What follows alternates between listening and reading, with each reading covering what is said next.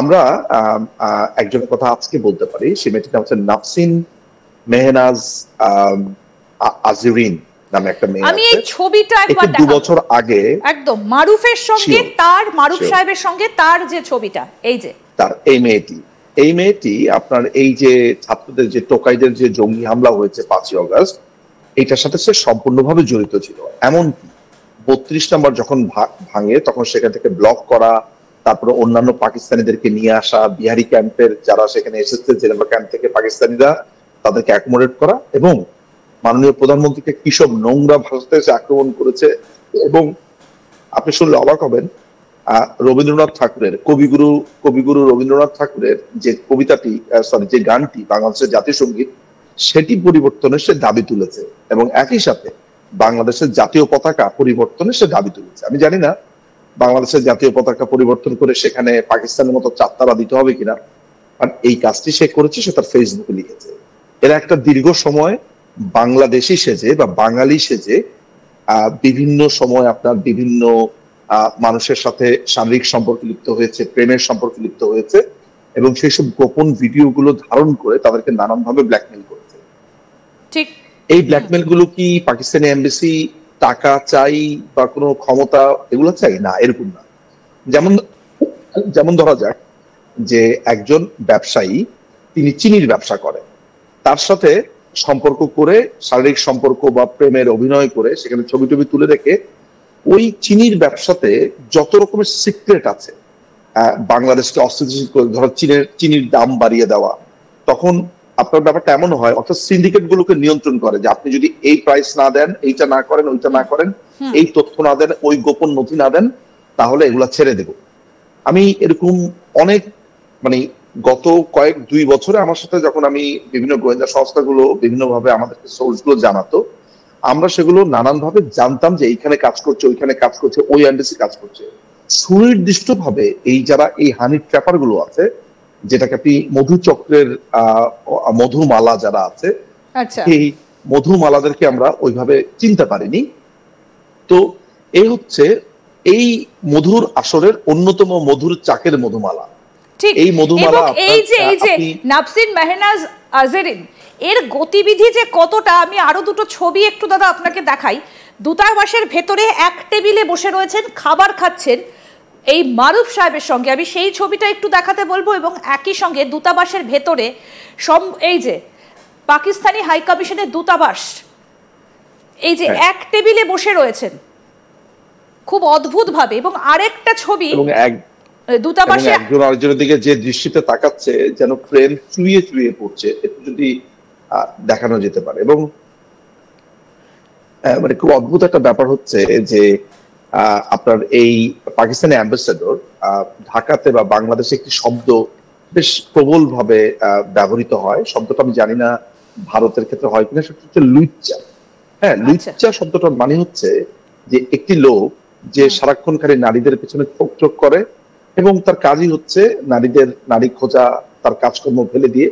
আপনার পাকিস্তানি অ্যাম্বাসেডর সৈয়দ মারুফ, যে 5ই আগস্টের পর আপনার জামাতে ইসলামী, হেফাজতে ইসলামী এবং চরমনাই, এই তিনটাকে একত্রিত করে বাংলাদেশের একটা ইসলামিক রিপাবলিক বা এই ধরনের একটা রেভলিউশন সে করতে চেয়েছিল, এবং সে বড় ধরনের একটা প্ল্যান করেছিল। ডেফিনেটলি সেনাবাহিনীর একটা অংশের তার মদত ছিল, এবং সেনাবাহিনী সোজা কথা হচ্ছে যে আইএসআই সেখানে ঘাঁটি গাড়া থেকে শুরু করে আনসার আল ইসলাম নামে খুনে দল, কিংবা লস্করি তৈয়বা যেটা ভারতে আক্রমণ করতে চায়, ভারতের মানুষকে খুন করতে চায়, এইসব সমস্ত তৎপরতা সে করেছিল। মাঝখানে যেটা হয়েছে, এই যে মিয়ানমারে অস্ত্র আরাকান আর্মিকে দেওয়া, সেখানে আরসাকে দেওয়া, মূলত আরসার ব্যাপারটা ডিল করছিল এই সৈয়দ মারুফ। এটাও বলে দেওয়া ভালো, সৈয়দ মারুফ কিন্তু বেশ ডাকসাইটে একজন অ্যাম্বাসেডর। ডাকসাইটে এই সেন্সে যে ইবলিস শয়তান, ধরেন স্কিলড লেভেলের একটা ইবলিস শয়তান, অর্থাৎ পাকিস্তানের যতগুলো ইবলিস শয়তান টাইপের আপনার ডিপ্লোম্যাট আছে, তাদের মধ্যে অন্যতম প্রধান একজন বলবো যে ক্যাপ্টেন বলা যেতে পারে এই সৈয়দ মারুফকে তখনই পাঠানো হয় কোনো দেশে যখন সেই দেশে কোনো অরাজক পরিস্থিতি, সন্ত্রাসী হামলা, জঙ্গি হামলা এইসব করতে হয়, এবং এই সুযোগে যাতে আরো অনেক কিছু নিজেদের ঘুঁটি সাজিয়ে নিতে পারে। এবং এর যে আমি আরেকটা ছবি একটু দেখাই দাদা, তাহলে আপনি বুঝতে পারবেন যে এই জায়গাটা কোথায়। একটা ঘরের ভেতর অনেকের সঙ্গে দাঁড়িয়ে রয়েছেন, মারুফ আহমেদ সৈয়দ আহমেদ মারুফ রয়েছেন এবং তার সঙ্গে এই মহিলাও রয়েছেন। আমি সেই ছবিটাও একটু দেখাতে বলবো।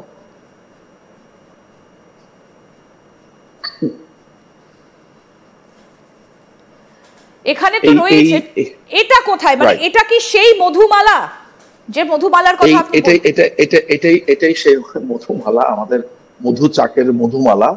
এই মধুমালা যেই কাজটা করে আমি আপনাকে বলছি, আপনারা জানেন যে সে নর্থ সাউথের স্টুডেন্ট।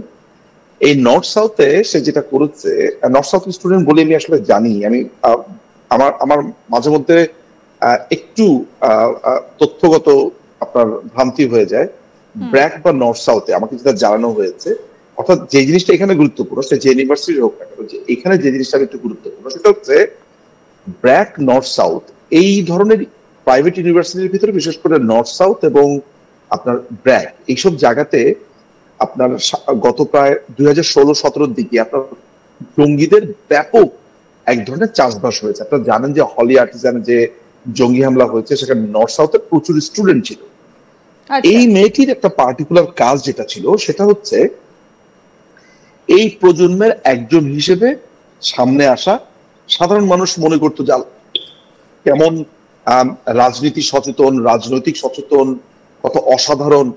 তারা যখন বলতো রাষ্ট্রের সম্পর্কে বাজে বাজে কথা বা রাষ্ট্রে এটা হচ্ছে না ওইটা হচ্ছে না, মানুষ হয়তো অন্যভাবে দেখার চেষ্টা করতো।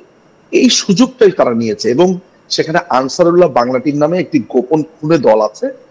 এই খুনে দলের সাথে মূলত তার ছিল লিয়াজো এবং তাকে প্রথমে তাকে দায়িত্ব দেওয়া হয়েছিল আসলে আপনার সৌদি আরবের যে অ্যাম্বাসেডর আছে, এই সৌদি আরবের অ্যাম্বাসেডর এবং আপনার সৌদি আরবের অ্যাম্বাসেডর কথা জানি, পরে তাকে দিয়ে হয়নি। এরপরে মেঘনা নামে একটা মেয়ে পরে সেই কাজটা করেছে পাকিস্তানের অ্যাম্বাসেডর হয়ে, যে আরেকজন হানি ট্র্যাপার মেঘনা, সেটার কথা পরে বলা যাবে, কিন্তু একে প্রথমে পাঠানো হয়েছিল।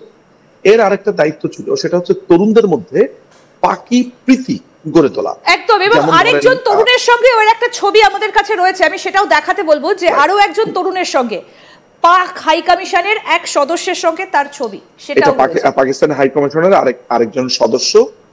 যদিও আমি আসলে ও যার সাথে মূলত কাজ করে, যার কাছে সে রিপোর্ট করে, সেই ছেলেটির নাম হচ্ছে ইফতেখার। ইফতেখার হচ্ছে তার আসল নাম।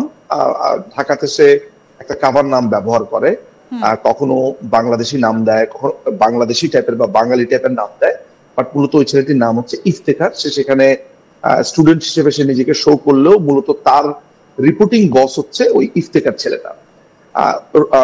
রোজার সময় গত এপ্রিল মাসে এই মেয়েটির অর্থাৎ এই নাফসিনের দায়িত্ব পড়েছিল আপনার বিভিন্ন পাকিস্তানি ক্যাম্পে গিয়ে সেখানে ইফতার দেওয়া এবং ঢাকা শহরের বিভিন্ন জায়গা